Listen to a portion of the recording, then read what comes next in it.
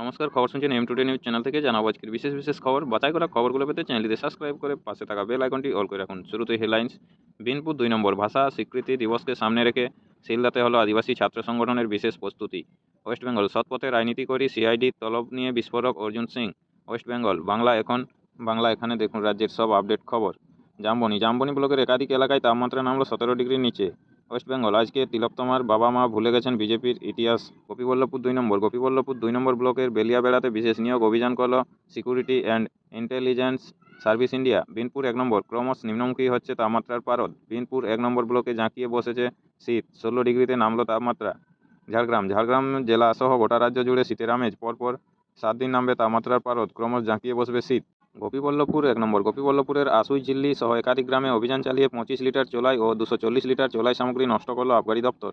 সাঁকরাইল নেহড় এলাকায় বাইক দুর্ঘটনায় গুরুতর আহত বাইক আরোহী। বাংলাদেশের উত্তেজনাপূর্ণ পরিস্থিতি নিয়ে সরব আফ্রিকান আমেরিকান অভিনেত্রী ও গায়িকা মেরি মিলবেন। দ্বিতীয় সর্বনিম্ন শীতলতম রাত বুধবারে 10.4 ডিগ্রি ঠান্ডায় দাঁতকপাটি দিল্লিবাসীর। রাজ্যে হাতির সংখ্যা বেড়ে 800। আজ ফের অর্জুন সিংকে ভবানী ভবনে ডাকল সিবিআই। মানব পাচার মামলার তদন্তে বৃহস্পতিবার 6 রাজ্যের 22টি জায়গায় তল্লাশি অভিযানে নামল এনআইএ। দিল্লির কালিন্দীকুঞ্জ এলাকায় যমুনা নদীতে আজও ভাসছে বিষাক্ত ফেনা। মৎস্যজীবীদের জন্য সতর্কবার্তা। ধর্মতলায় বাস স্ট্যান্ড থেকে উদ্ধার বিপুল পরিমাণে জাল নোট। মুম্বাইতে 25 বছরের পাইলট তরুণীর আত্মহত্যা। আমিষ খাবার ছাড়তে চাপ দিচ্ছিল বয়ফ্রেন্ড, দাবি পরিবারের। লক্ষ্মীবারে সবুজজনের বাজার 157 পয়েন্ট বাড়ল সেন্সেক্স। সাত সকালে ভূমিকম্পে কেঁপে উঠল নাগাল্যান্ডের কিফিরে, রিক্টার স্কেলে কাঁপুনির মাত্রা 3.8। ভিন রাজ্যে আলু পাঠানো রুখতে কড়া পুলিশ। রাজ্যের সীমায় আটকানো হচ্ছে একাধিক আলু বোঝাই লরি। সংসদে এসে পৌঁছলেন কংগ্রেস নেত্রী প্রিয়াঙ্কা গান্ধী, আজই শপথ। দিল্লিতে তল্লাশি অভিযান চালানোর সময় দুষ্কৃতীদের হাতে আক্রান্ত ইডি আধিকারিকেরা। প্রশ্ন পর্বে যোগদান করতে বিধানসভায় এসে পৌঁছলেন মুখ্যমন্ত্রী মমতা বন্দ্যোপাধ্যায়। সাংসদ হিসেবে লোকসভায় শপথ নিলেন প্রিয়াঙ্কা গান্ধী। যে কোনো ধর্মের উপর আক্রমণ হলেই আমরা তার নিন্দা করি, মমতা বন্দ্যোপাধ্যায়। ইসকনের বিষয়টি আন্তর্জাতিক বিষয়, এক্ষেত্রে কেন্দ্র সিদ্ধান্ত নেয় জানালেন মুখ্যমন্ত্রী। আদানি ইস্যুতে আলোচনার দাবি। সংসদের উভয় কক্ষের কার্যক্রম স্থগিত। আমাদের আমলে কোনো ওয়াকফ সম্পত্তি দখল হয়নি, মমতা বন্দ্যোপাধ্যায়। আমাদের সকল ধর্মকে নিয়ে চলতে হয়, আমরা সকল ধর্মকে সম্মান করি, কোনো ধর্মের বিরুদ্ধে আক্রমণ অন্যায় হলেই প্রতিবাদ করি, মুখ্যমন্ত্রী। 2011 আগে সংখ্যালঘু দপ্তরের বাজেট ছিল 472 কোটি, এখন হয়েছে 4,381 কোটি টাকা, মমতা বন্দ্যোপাধ্যায়। 60 স্কুল পড়ুয়া নিয়ে দুর্ঘটনার কবলে বাস। ফের ধস শেয়ার বাজারে, 760 পয়েন্ট নামল সেন্সেক্স। এই সরকার মানবিক সরকার, মুখ্যমন্ত্রী মমতা বন্দ্যোপাধ্যায়। কেন্দ্রের কাছে রাজ্যের বকেয়া 1,71,000 কোটি টাকা, মমতা বন্দ্যোপাধ্যায়। নিম্নচাপ পরিণত হবে ঘূর্ণিঝড়ে, সপ্তাহান্তে দক্ষিণবঙ্গের উপকূলীয় জেলায় বৃষ্টির সম্ভাবনা। স্বাস্থ্যসাথীর টাকা যারা নয়ছয় করছে তাদের বিরুদ্ধে তদন্ত হচ্ছে, দুবার করে চেক করা হচ্ছে। ডবল চেকিং শেষ হলেই দপ্তর অপরাধীদের বিরুদ্ধে ব্যবস্থা নেওয়া শুরু করবে, মমতা বন্দ্যোপাধ্যায়। ন্যায্য প্রাপকের টাকা অন্য অ্যাকাউন্টে গেলেই পাকড়াও। 29 তারিখ সকাল 11টা পর্যন্ত মুলতবি হলো রাজ্যসভার পর মুলতবি হলো লোকসভাও। আলু বোঝাই লরি রুখল পুলিশ। মজুরি বৃদ্ধির দাবিতে অনড় সাফাই কর্মীরা, তাদের সঙ্গে বৈঠকে বসলেন আসানসোল পুরসভার মেয়র সহ আধিকারিকরা। দিল্লির প্রশান্ত বিহার এলাকায় বিস্ফোরণ, ঘটনাস্থলে ছুটল দমকল ও পুলিশ বাহিনী। দিল্লিতে খুন ধর্ষণের মতো অপরাধের সংখ্যা বাড়ছে দাবি করে কেন্দ্রকে আক্রমণ অরবিন্দ কেজরিওয়ালের। এসএসসি মামলায় প্রসন্ন রায়কে হেফাজতে নিতে চায় ইডি। হুমায়ুন কবিরকে শোকজের জবাব দিতে নির্দেশ দিলেন তৃণমূল সুপ্রিমো মমতা বন্দ্যোপাধ্যায়। তবলাবাদক খুনকাণ্ডে ধৃতকে জিজ্ঞাসাবাদ। বিদেশমন্ত্রী এস জয়শঙ্করের সঙ্গে সাক্ষাৎ করলেন প্রধানমন্ত্রী নরেন্দ্র মোদী। বাংলাদেশের পরিস্থিতি নিয়ে আলোচনা। সরকারি ধান ক্রয় কেন্দ্রকে তরফে বেশি ধান কেড়ে নেওয়ার অভিযোগ, কড়া ব্যবস্থার আশ্বাস মুখ্যমন্ত্রীর। মন্ত্রী সুজিত বসুর দায়িত্ব বৃদ্ধি করলেন মমতা বন্দ্যোপাধ্যায়। ঝাড়খণ্ডের উদ্দেশ্যে রওনা দিলেন তৃণমূল সুপ্রিমো।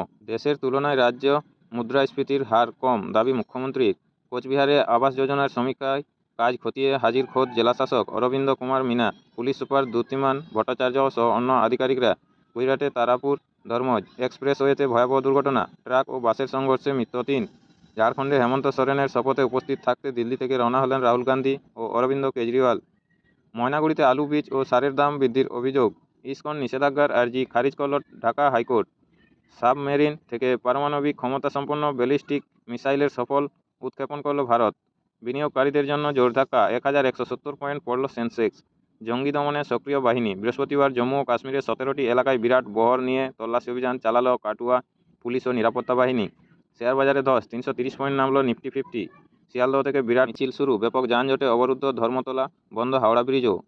ধান ভাঙার মিলের মেশিন চুরি, থানায় অভিযোগ দায়ের। অস্ট্রেলিয়ার প্রধানমন্ত্রী অ্যান্টনি নরম্যান এলবানিজের সঙ্গে দেখা করলেন রোহিত ও বিরাটরা। রাঁচিতে জেএমএম এর জাতীয় সভাপতি শিবু সোরেনের বাসভবনে গেলেন হেমন্ত সোরেন। হেমন্ত সোরেনের শপথ গ্রহণ অনুষ্ঠানে উপস্থিত থাকতে রাঁচি এলেন কংগ্রেস নেতা রাহুল গান্ধী। হেমন্ত সোরেনের শপথ গ্রহণ অনুষ্ঠানে রাঁচি পৌঁছলেন মুখ্যমন্ত্রী মমতা বন্দ্যোপাধ্যায়। দিল্লির প্রশান্ত বিহারে বিস্ফোরণের ঘটনায় অকুস্থলে এনএসজি। কনকনে ঠান্ডা, শ্রীনগরে তাপমাত্রা হিমাঙ্কের নিচে, গুলমার্গে 2.5 ডিগ্রি। দিল্লিতে আইন শৃঙ্খলা অবনতির অভিযোগ তুলে কেন্দ্রের বিরুদ্ধে সরব দিল্লির মুখ্যমন্ত্রী অতিশী মারলেনা। হেমন্ত সোরেনের শপথ গ্রহণ অনুষ্ঠানে পৌঁছলেন মুখ্যমন্ত্রী মমতা বন্দ্যোপাধ্যায়। 120 বছরে নয়া রেকর্ড, বরফে আচ্ছাদিত সাউথ কোরিয়া। দ্বিতীয়বার ঝাড়খণ্ডের মুখ্যমন্ত্রী হিসেবে শপথ নিলেন হেমন্ত সোরেন। কর্ণাটকের হাসপাতালে কোমর থেকে উদ্ধার সদ্যজাত শিশুর মৃতদেহ, চাঞ্চল্য। 2 সপ্তাহ পর শুক্রবার থেকে মণিপুরে খুলছে স্কুল কলেজ। এসএসকেএম হাসপাতালের নিউরোলজি বিভাগের সিটি স্ক্যান রুমে ভেঙে পড়ল ফলস সিলিং। দ্রুত পদক্ষেপ গ্রহণ কর্তৃপক্ষের। আমরা দুঃখিত এবং মর্মাহত। মমতা বন্দ্যোপাধ্যায়। কেন্দ্রীয় সরকার বাংলাদেশের সরকারের সঙ্গে কথা বলতে পারে মমতা। কোনো ধর্মবর্ণের উপর আমরা অত্যাচার সমর্থন করি না, মমতা বন্দ্যোপাধ্যায়। আফগানিস্তানে জোরালো ভূমিকম্প, রিক্টার স্কেলে মাত্রা 5.8, কাঁপল কাশ্মীরও। সোমবার পর্যন্ত দিল্লিতে বহাল থাকছে গ্রাফ 4, স্কুল হবে হাইব্রিড মোডে। আদিবাসী নেতা সিধু ও কানহুর মূর্তিতে মাল্যদান করলেন ঝাড়খণ্ডের মুখ্যমন্ত্রী হেমন্ত সোরেন। আপনাদের সকলকে বলা হচ্ছে, যারা নিয়মিত গুরুত্বপূর্ণ খবরগুলো শুনতে চান আমাদের চ্যানেলটি সাবস্ক্রাইব করে রাখুন। আপনারা শুনলেন শিরোনাম, আসবো বিস্তারিত খবরে। ধান ভাঙার মিলের মেশিন চুরি, থানায় অভিযোগ দায়ের। বাসুরের অসুস্থ, সেই সুযোগে ধান ভাঙার মিলের মেশিন চুরির অভিযোগ ভাইয়ের স্ত্রী সহ ভাইপোর বিরুদ্ধে।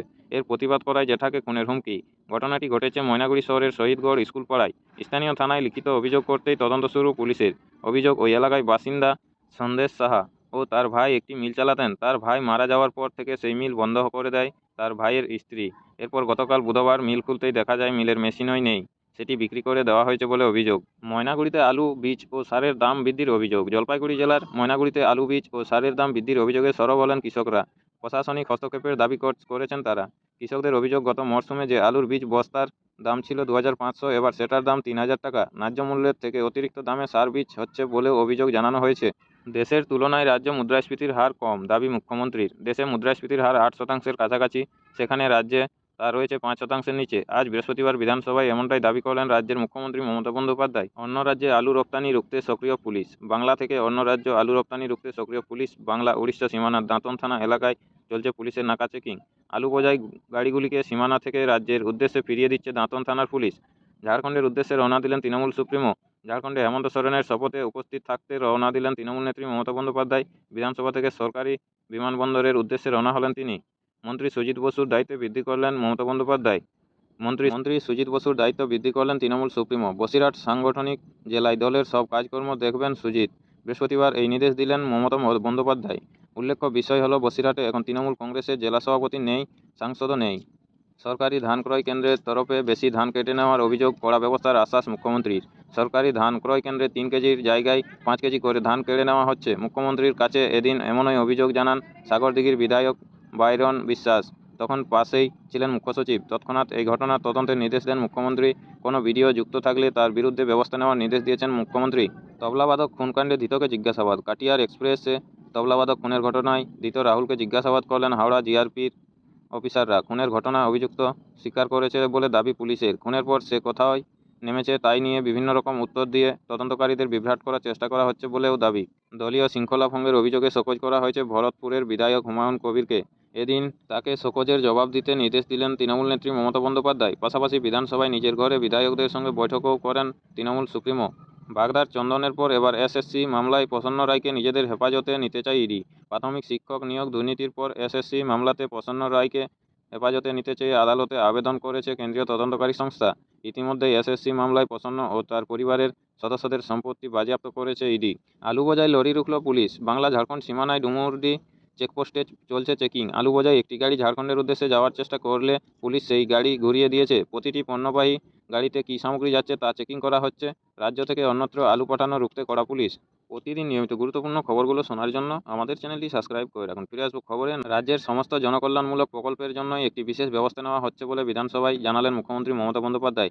তিনি জানান, নতুন ব্যবস্থায় ন্যায্য প্রাপকের টাকা অন্য কারোর অ্যাকাউন্টে গেলেই ধরা পড়ে যাবে।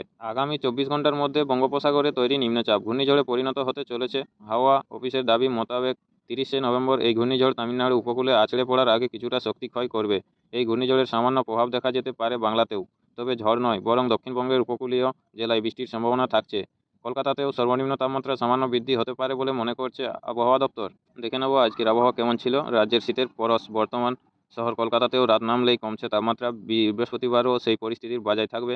দিনের সর্বোচ্চ ও সর্বনিম্ন তাপমাত্রা ছিল 27 ডিগ্রি ও 18 ডিগ্রির আশপাশে।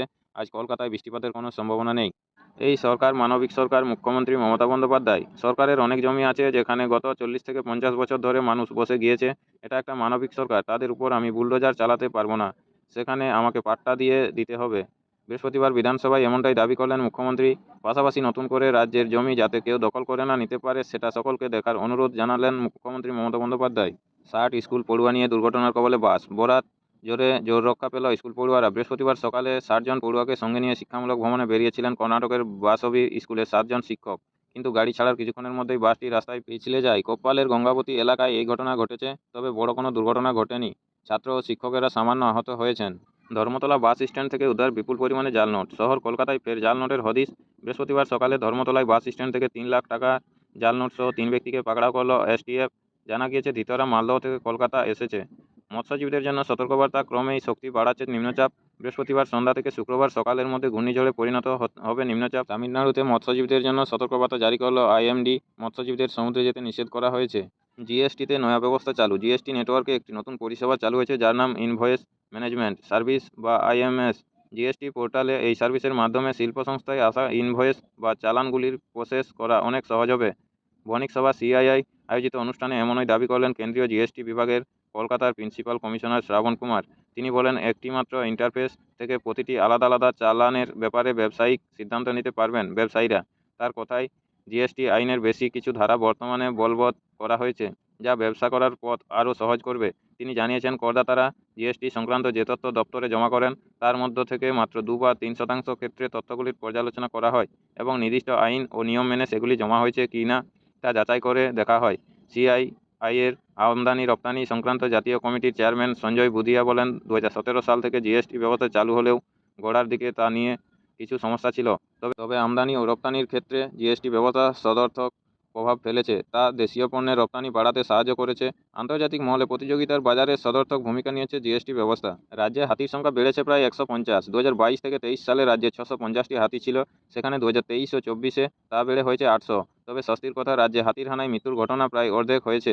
2023 ও 24-এ যেখানে হাতির হানায় 103 জনের মৃত্যু হয়েছিল, সেখানে চলতি অর্থবর্ষে এখনও পর্যন্ত 53 জনের মৃত্যু হয়েছে।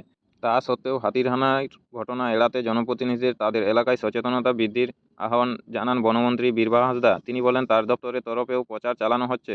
জনপ্রতিনিধিরাও যদি এগিয়ে আসেন তাহলে পরিস্থিতি আরও ভালো হবে। অন্যদিকে 2024 ও 25 অর্থবর্ষে 13.25 লক্ষ ম্যানগ্রোভ চারা রোপণ করা হবে বলেও তিনি জানিয়েছেন। এবার শীত পড়ার সাথে সাথেই মেদিনীপুর শহরে 30 বছরের ঐতিহ্য বজায় রেখে শীতবস্ত্রের সম্ভার নিয়ে শুরু হলো লুধিয়ানা সেল। প্রতিবারের মতোই এবারেও পাঞ্জাবের লুধিয়ানা থেকে শীতবস্ত্রের সম্ভার নিয়ে হাজির হয়েছেন ব্যবসায়ীরা। মেদিনীপুর হাসপাতাল সংলগ্ন গলিতে এই বাজারের উদ্বোধন হয়েছে গত সোমবার, যেটি চলবে আগামী 10ই ফেব্রুয়ারি পর্যন্ত। বর্তমানে এই বাজারে চলছে দেদার কেনাকাটা। এই বছর বাজারে মোট 28টি স্টল থাকছে বলে জানানো হয়েছে কর্তৃপক্ষের তরফে। আজ বুধবার সন্ধ্যায় এই বাজারে শীতবস্ত্র কেনার জন্য মানুষের ভিড় ছিল চোখে পড়ার মতো। নমস্কার, এখনকার সংবাদটি এখানেই শেষ হলো। পরের সংবাদটির জন্য আমাদের চ্যানেলটি সাবস্ক্রাইব করে পাশে থাকা বেল আইকনটি অল করে রাখুন। সবাই ভালো থাকুন, সুস্থ থাকুন। দেখা হচ্ছে পরের আপডেট খবরে। ধন্যবাদ।